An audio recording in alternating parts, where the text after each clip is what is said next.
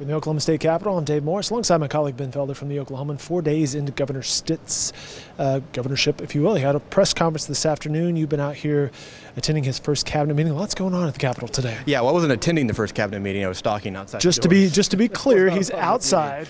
But yes, Governor Stitt held his first cabinet meeting today. He's got 4 cabinet positions, our secretary positions left to fill, but a lot of kind of his inner circle in government meeting with him today. I had a chance to catch up with a few people who were involved in that meeting.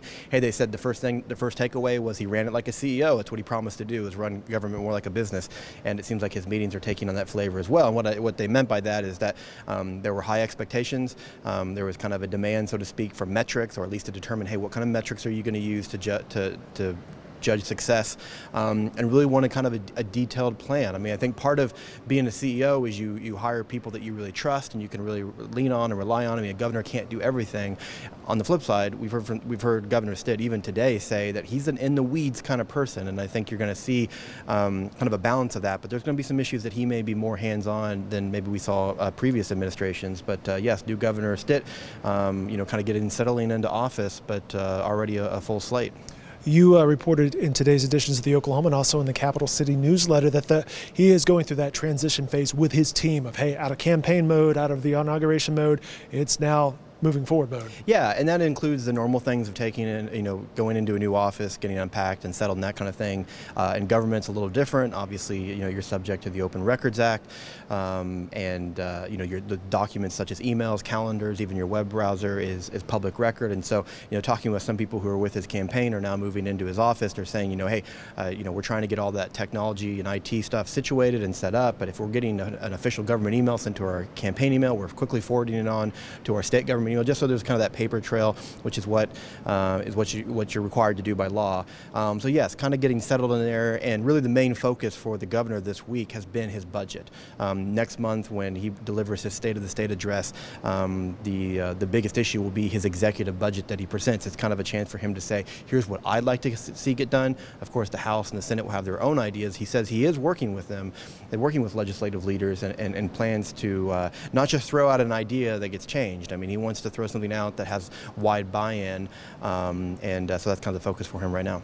State of the State coming up February 4th. He teased a little bit, but he wasn't going to dive into that in the press conference he had today alongside Lieutenant Governor Matt Pinnell. And I can't help but notice, Ben, how these two are constantly saying, hey, we're on the same page. Yeah, part of that is because you didn't see that in the former administration. I mean, Governor Mary Fallin, or former Governor Fallin, and former Lieutenant Governor Todd Lamb didn't always see eye to eye. A lot of that took place in the last couple of years as Lamb was running for the governor's seat, running against a deeply unpopular governor. So, if you're a candidate running, especially, whether you're Democrat or Republican this last year, criticizing Fallin was part of it. A couple years ago when she proposed a kind of a series of tax increases, Lamb stepped away from her cabinet, kind of as a symbolic show that I'm not on board with her tax increase proposals. And so, yeah, there just wasn't a lot of cooperation between the offices. Lieutenant Governor Matt Pinnell has said that that's going to be completely different. Voters were asked if they wanted to see the governor and lieutenant governor put on the same ticket. They rejected that offer, or that idea, in a state question in November.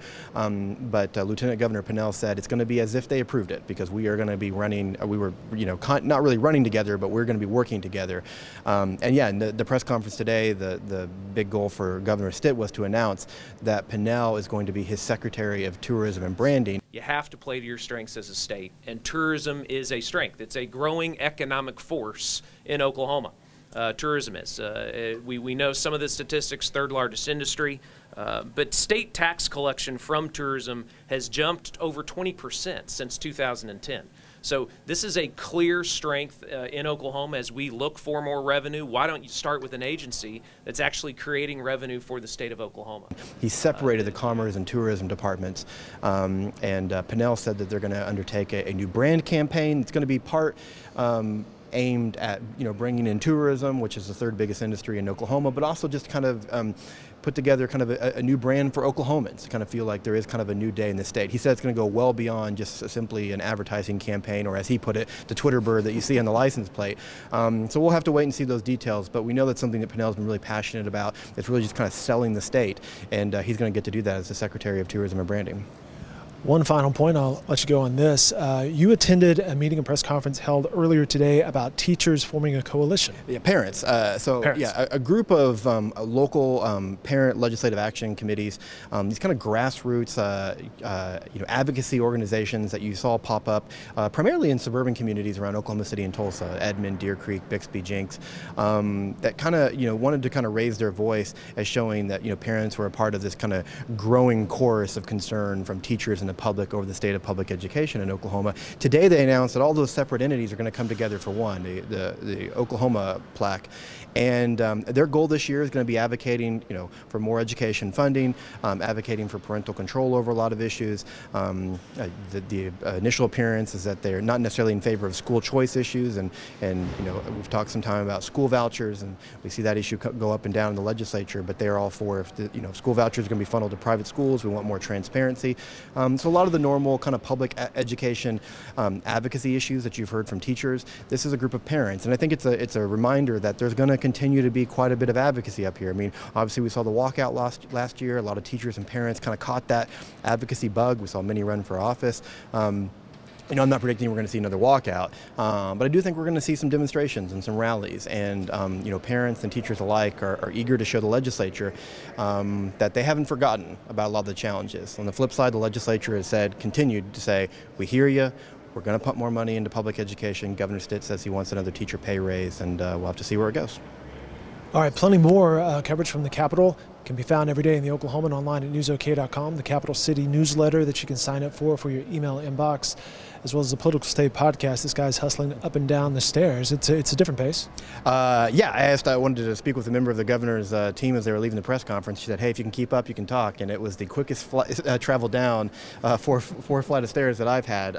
Little side note on the governor, apparently he does not like elevators. He is a guy that has a quick pace and moves from point A to point B rather quickly. All right, good stuff. Again, more coverage on newsok.com. Thanks, Ben. You bet.